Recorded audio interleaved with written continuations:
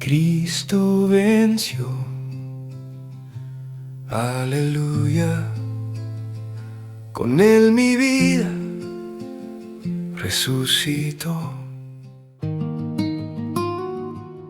Paz y bien, querido hermano y hermana en Cristo. Hoy es lunes 11 de mayo de la sexta semana de Pascua. Dios tiene algo que decirnos. Escuchamos el Evangelio tomado de San Juan, capítulo 15, versículo 26 al capítulo 16, versículo 4.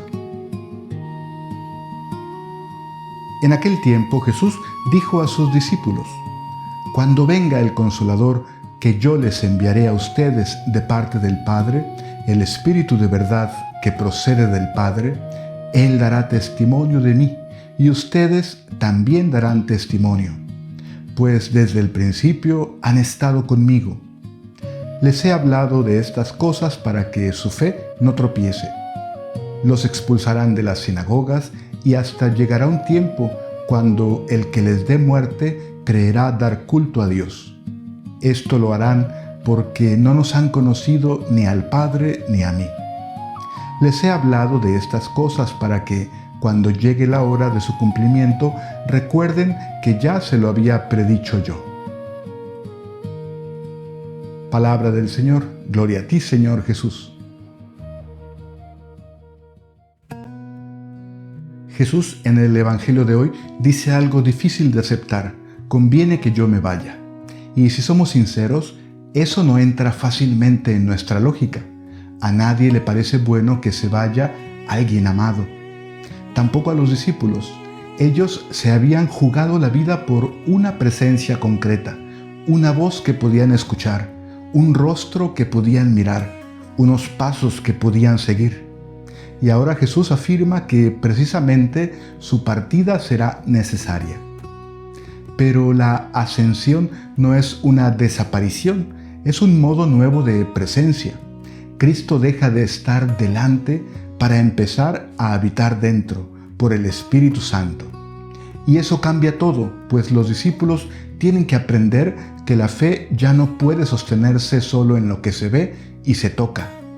Y ahí aparece también algo muy nuestro, porque nosotros quisiéramos un Dios más controlable, visible, comprobable, casi administrable.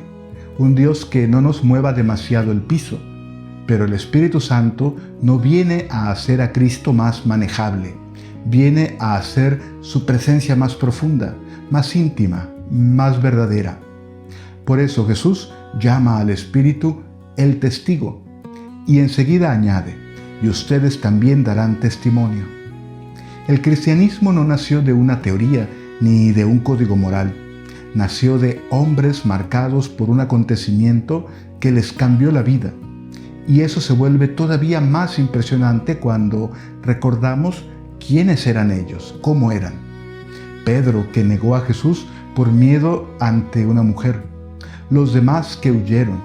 Ninguno era un héroe. Entonces, ¿qué pasó después de Pascua? No recibieron una idea nueva, recibieron al Espíritu Santo. San Agustín lo decía con una gran claridad: el Espíritu da testimonio dentro del corazón, y los discípulos lo dan con su voz.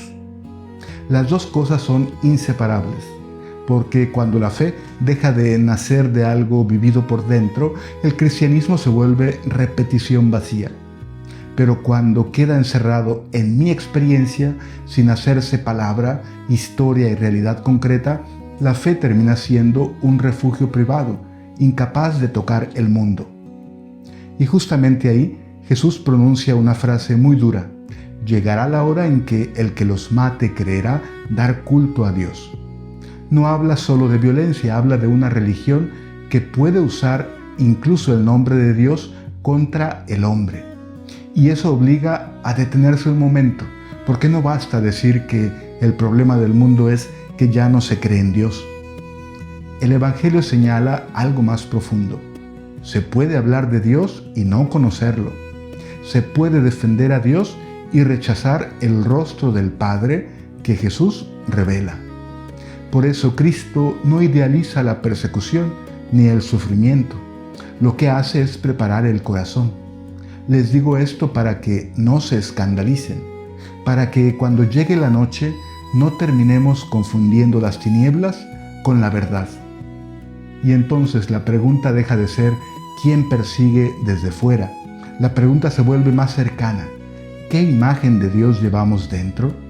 Porque según la imagen que tengamos, así miraremos, así juzgaremos, así hablaremos y así viviremos. Quizá hoy, acercándonos a la Ascensión y a la fiesta de Pentecostés, la Iglesia no necesita simplemente más religión, necesita recibir de verdad al Espíritu Santo, porque sólo así podemos hablar de Cristo, no desde fuera, sino desde una vida realmente habitada por Él. Paz y bien, que Dios te bendiga.